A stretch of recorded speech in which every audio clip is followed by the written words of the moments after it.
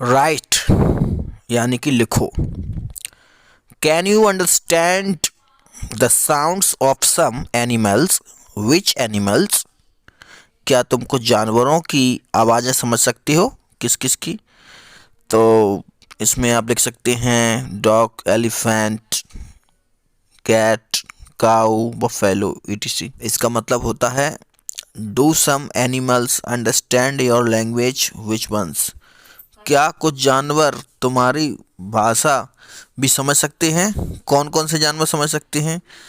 तो यहाँ बच्चों उसके नाम लिखने हैं, जैसे dog, cat, cow, buffalo etc। Just like words and dolphins, you can also make your own language of sounds for giving message. Remember, you have to talk to your friends with only sounds and no words. How and when will you need to give an alarm call? For example, when the teacher is coming to the classroom. यानी कि जिस तरह पक्षी हर अलग बात के लिए अलग अलग आवाज़ निकालते हैं, उसी तरह तुम भी अब अलग अलग बातों के लिए आवाज़ों की भाषा बना लो अपने खुद की। ध्यान रहे, बोलना नहीं है, केवल आवाज़ें निकालनी है और साथियों को अपनी बात समझानी है। किन बातों के लिए चेतावनी संदेश भेजना चाहोगे, जैसे कक्षा में टीचर के आने पर इत्यादि। तो यहाँ पर एक प्रैक्टिकल है, ये प्रैक्टिकल गेम है ये एक तरह का, और काफ़ी मज़ेदार गेम है। इसे बच्चों आप खेल भी सकते हैं। स्लीपिंग वैकिंग, सोना और जागना। Some animals go into a long deep sleep in certain seasons, then they are not seen for many months. बहुत से जानवर किसी खास मौसम में लंबी गहरी नींद में चले जाते हैं बच्चों। लंबी भी इतनी कि कई महीनों तक फिर दिखाई ही नहीं देते। जैसे कि छिपकली को आपने देखा होगा कि सर्दियों के समय में ये 2-3 महीने तक गायब रहती हैं। Have you noticed that during the cold season you cannot see any lizard in the house? Where do you think they have gone? साफ साफ लिखा है। क्या तुमने कभी ध्यान दिया है कि सर्दियों के दिनों में अचानक ही छिपकलियां कहीं गुम हो जाती हैं? सोचो वो ऐसा क्यों करती होंगी, कहाँ जाती होंगी? तो भाइयों, वो सभी छिप जाती हैं क्योंकि वो सर्दी को सहन नहीं कर पाती। चलिए अब देखते हैं, यहाँ पर स्लॉथ आया है। स्लॉथ एक प्रकार का ऐसा जीव जो कुछ कुछ भालू जैसा लगता है, पर भालू नहीं है।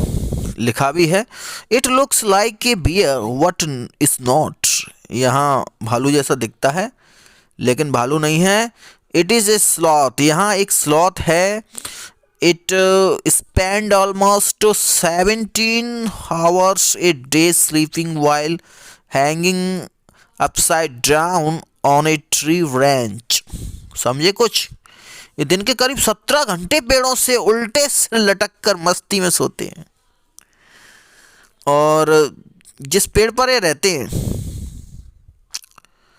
The sloth eats the leaves of the same tree on which it lives. यानी कि जिस पेड़ पर ये रहते हैं उसी के पत्ते खाकर पलते हैं। It hardly needs anything else. When it has eaten enough leaves from that tree, it moves to the nearby tree.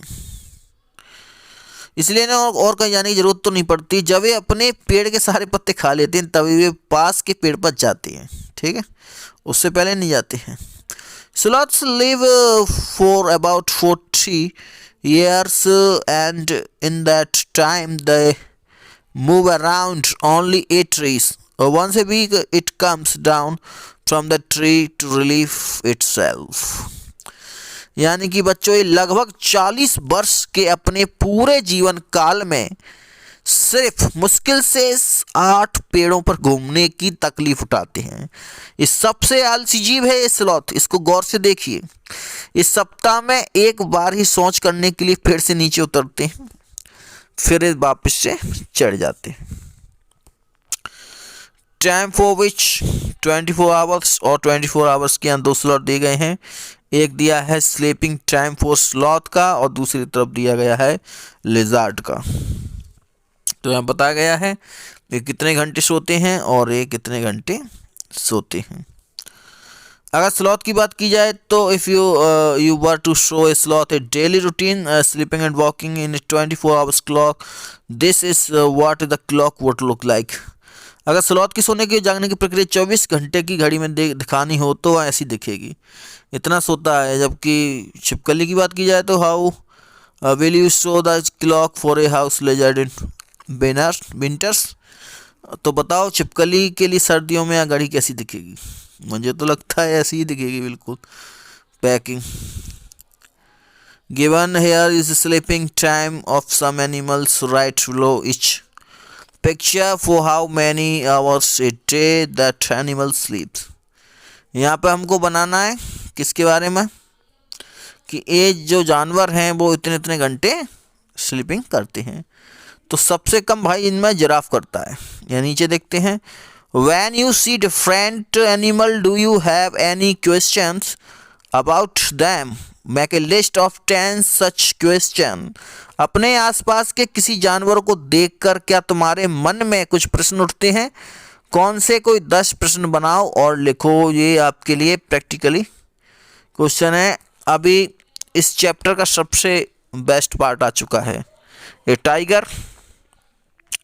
और टाइगर से जुड़ी यहाँ पर 5 पॉइंट दिए हैं बच्चों, तो हम एक एक करके सभी पॉइंट्स को समझेंगे। यहाँ पे अमेजिंग फैक्ट दिए हैं, कुल मिला के टाइगर के अमेजिंग फैक्ट दिए हैं। तो 5 अमेजिंग फैक्ट्स को समझ लेते हैं। पहला है यहाँ पर फैक्ट दिया है, a tiger can see 6 times better at night than most of us. यानी कि जो बाघ होता है वो अंधेरे में हमसे कम से कम 6 गुना बेहतर देख सकता है। ठीक है, अगला जो पॉइंट है यहाँ पर अमेजिंग फैक्ट है, वो कहता है the tigers whiskers are very sensitive and can sense the movement of vibration in air. They help the tiger move in the dark and find its prey. तो यहाँ पे विस्कर्स जो शब्द आया है वो आया है इसकी मूंछों के लिए आया है बच्चों। जो बाघ की मूंछें होती हैं उसके बारे में, कि बाकी जो मूंछें होती हैं ना वो हवा में हुए कंपन को भांप लेती हैं और उसे शिकार की बिल्कुल सही स्थिति का भी पता चला जाता है इससे, और इससे इस अंधेरे में रास्ता ढूंढने में इसको बहुत मदद मिलती है। अगला पॉइंट कहता है टाइगर की जो सुनने की क्षमता होती है वो बहुत ज़्यादा होती है। वो किसी भी चीज़ को बहुत ही बारीक से कभी भी सुन सकता है। वह झाड़ियों में हिलने की आवाज़ में अंतर को तुरंत भांप लेता है। बाघ के दोनों कान बाहर की आवाज़ इकट्ठा करने के लिए अलग अलग दिशाओं में भी ज़्यादा भी घूम जाते हैं। इससे उसे बहुत आसानी होती है हवा में आवाज़ को पकड़ने की। अगला पॉइंट कहता है tigers make different sound for different purpose, like when it is angry or to call out to a tigress. It can also roar or snarl. Its roar can be heard up to 3 kilometers away। यानी कि बाघ जो होते हैं वो मौके के अनुसार अपनी आवाज़ बदलता रहता है। गुस्से में अलग आवाज़ निकालेगा और बाघिन को बुलाने के लिए अलग आवाज़ निकालेगा। तो अलग आवाज़ निकालता है दोनों तरह से, कभी कराना हो तो कभी गुर्राना हो। बाघ का जो गुर्राना है इसको रॉर बोलते हैं। 3 किलोमीटर दूर तक सुना जा सकता है इसकी आवाज़, बहुत ज़्यादा है। अगला पॉइंट क्या कह रहा है यहाँ पर? अगला पॉइंट है each tiger has its own area which may cover several kilometres. Tigers marks their area with their urine. A tiger can at once come to know if there is another tiger in its area. By the smell of the urine a tiger will avoid going into another tiger's area. यानी कि बाघ अपने इलाके में मूत्र करके अपनी गंध छोड़ते जाते हैं। इलाका कई किलोमीटर बड़ा हो सकता है। एक बाघ किसी दूसरे बाघ के मूत्र की गंध को झट पहचान लेता है। फिर उस इलाके में घुसना है या नहीं या तो उस बाघ की मर्जी। चलो आगे देखते हैं। The tiger is one of the most alert animals and it today tigers are in danger. जो टाइगर है, बाघ, इतना सतर्क जानवर है लेकिन इसके बावजूद आज वहाँ खतरे में है।